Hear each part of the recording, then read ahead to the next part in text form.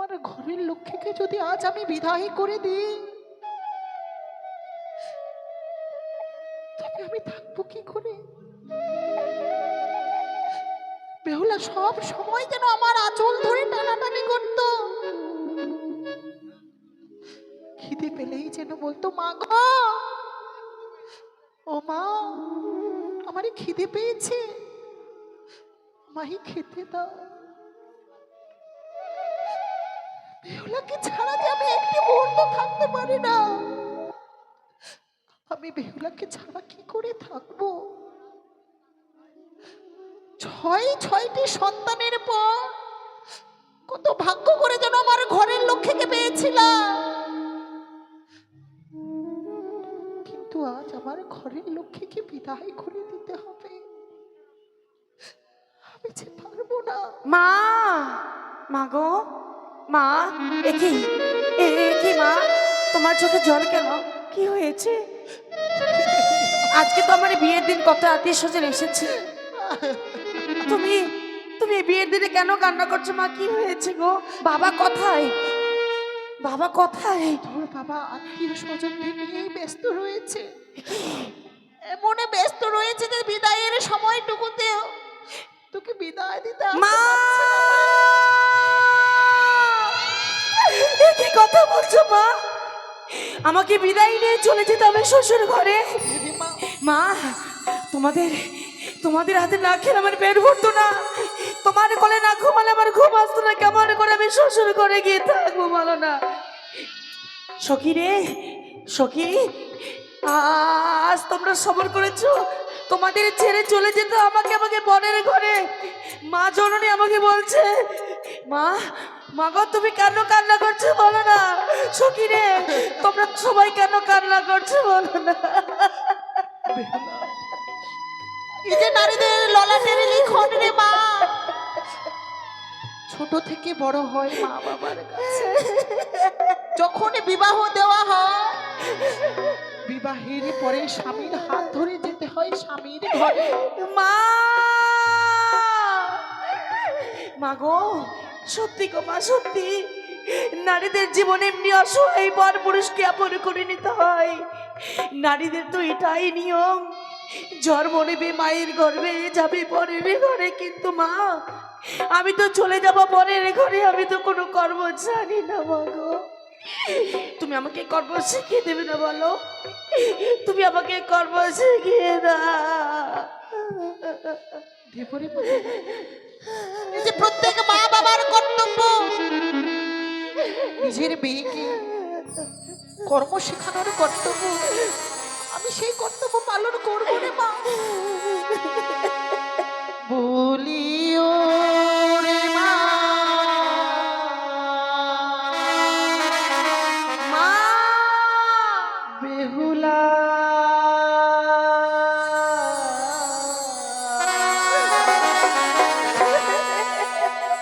আজ যা মা তুই বানিয়া রকুল না।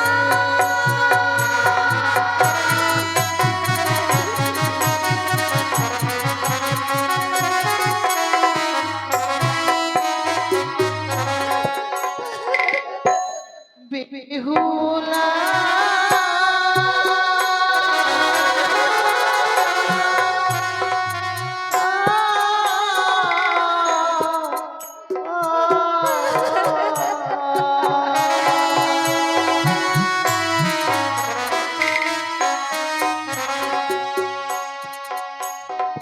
ছোট থেকে করলাম বড় দুধ ভাত। মা গো,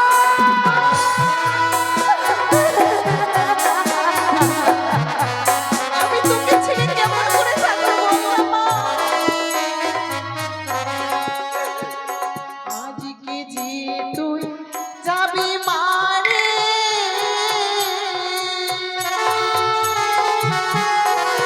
ওই না মোদের পর করিয়া মাদাসী সখী লাগে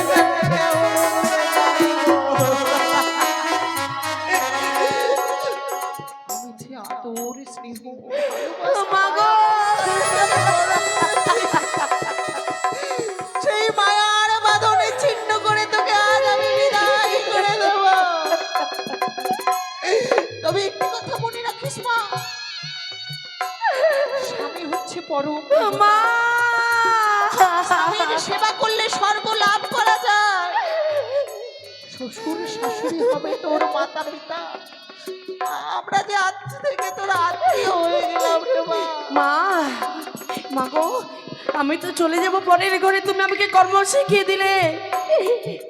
তুমি ভালো করে তোমার দেবতার হস্তে আমাকে সুন্দরভাবে সমর্পণ করে দাও।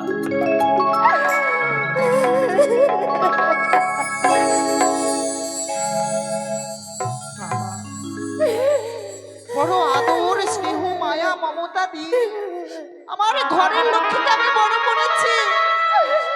আজকে থেকে তোমার হস্তে সমর্পণ করব আমার ঘরের লক্ষ্মীকে। তার সুখ দুঃখের সাথী হবে তুমি।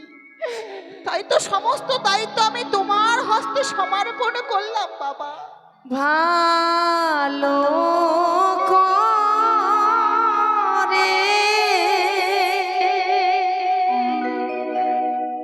সপিয়া গো মাতা,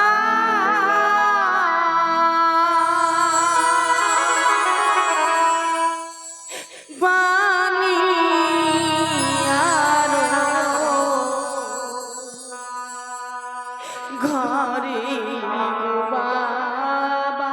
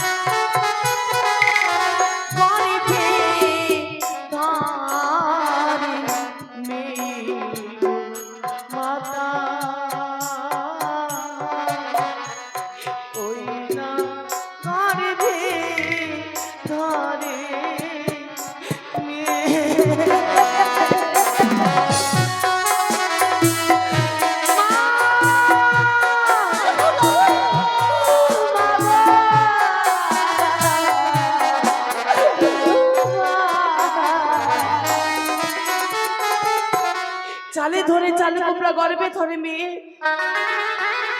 চাল থেকে চাল কুমড়োকে একদিন আলাদা হতে হয় গো মা। তোমার গর্ভে আমি জন্ম নিয়েছি সত্যই, কিন্তু চাল কুমড়োর মতো আমাকে আলাদা হয়ে চলে যেতে হবে আমার জানা ছিল না। ওরে বেহুলা, চারিদিকে শুধু বিদায় ধ্বনি বেজে উঠেছে। তুমি আমাকে বিদায় করে দাও মা, না, বিদায় আমাকে বিদায় করে দাও। কথা বলিস নে। ওরে বেহুলা, তুই যদি চলে যাস তবে আমায় কে বলবে মা গো? আমার খিদে পেয়েছে, আমায় খেতে দাও। মা, মা গো।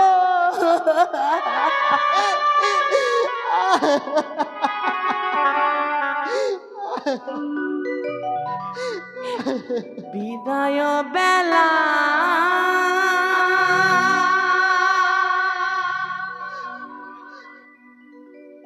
রেখে যাই গো মাতা,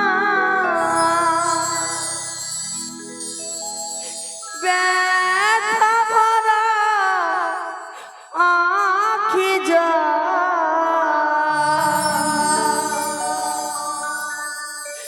ও গো মাতা,